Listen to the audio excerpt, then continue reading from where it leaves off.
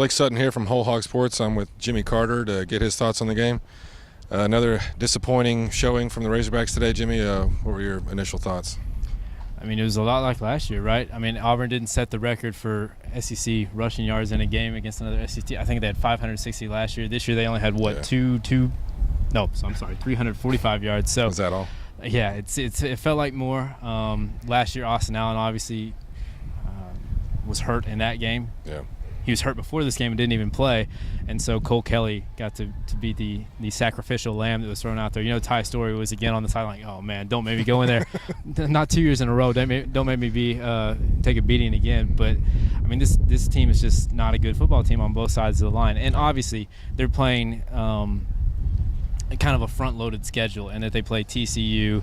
A&M looks like one of the top half teams in the SEC, and then Alabama and Auburn, two of the more physical teams in college football. So that plays a role, but the ineptitude offensively that they've showed, they can't run the ball consistently. I mean, you'll see it here and there, but consistently they can't do it. And the penalties, the pass protection, it all comes back to the offensive line. I mean, they've been terrible. I mean, what do you think, man? Well, offensively you saw some flashes. It just seems like they're snake bit. Chase Hayden finally has a big run and gets injured and is probably going to be out for the rest of the season. Their most electric guy, and you're like, man, that guy in the open field, like, he's incredible. And I think it might have been that 40-yard run because he came up limping at the end of that. And he finally gets a big run and gets injured. Lower leg injury. Brett Bielema didn't really want to speculate on the exact nature of it, but that's huge because Malik Williams will maybe have to play now. They wanted to redshirt him. They've kept that red shirt on him all year. Because T.J. Hammons still isn't healthy enough to factor in there or at receiver. So, obviously, just anything that could go wrong. It felt like for as badly as they played in the first half, it was still a competitive ball game. Just everything in the second half fell apart. What did he say post game? They just there's a mental block on their second half play, and that's very apparent, I think, at this point.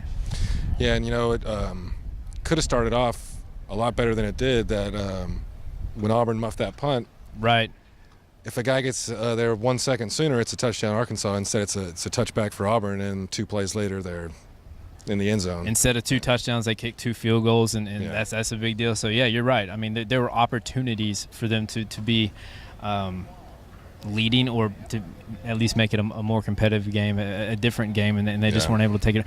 They run into – you have Nate Dalton run into the punt returner and give the ball right back after forcing a 3-and-out. Just a lot of mental gas. And you play a team like Auburn, you know that they're going to do some tricky stuff, that they're going to try and get you out of position. And they did it last year. They did it tonight, hit some big plays. It's just not a good football team right now, I don't think. Yeah, and defensively, when the funny thing is the crowd – did show up. It was a good crowd. Great crowd. Pretty electric to start the game. Not great crowd. I shouldn't say great crowd. Considering the circumstances, it was a good crowd. Yeah, and then it felt like after that first Auburn touchdown, it kind of felt like the game was over. It was like Arkansas doesn't play well from behind. Were you on the field at that point? Yeah, and was it kind of deflated? Oh, completely. Yeah, it's like the wind came out of the entire stadium, and it was just one touchdown. But the way Arkansas has not been able to come back from behind, it felt like a game killer, and it was a couple minutes into the first quarter. Right. Brett Bielema asked about his job security after the game, and basically said, what you would expect him to say, I can only concentrate on the next day. I'm looking forward to Ole Miss, but at this point, 2-5 in overall, 0-4 in the SEC. It's not just the losses. Obviously, it is.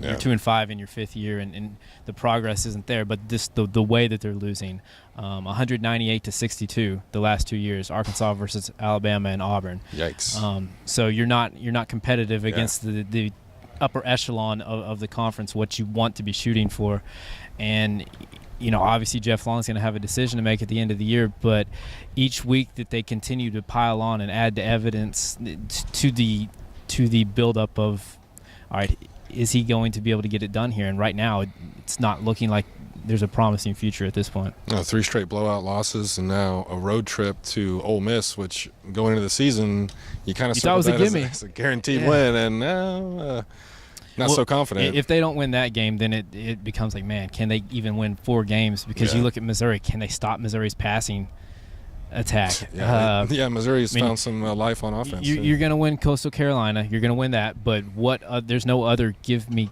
game on the schedule. Next week's huge. If they lose next week, they probably have no shot at a bowl game, and that's including if they go 5-7 because they've got a good GPA. Right. If they lose next week, the season, there's a good chance is ostensibly over as far as postseason hopes. I would think. Yeah. So. Well, for Jimmy Carter, I'm Blake Sutton. On that lively note. We're here at Donald W. Reynolds Razorback Stadium where the Hogs lose to Auburn 52-20. Thanks for watching.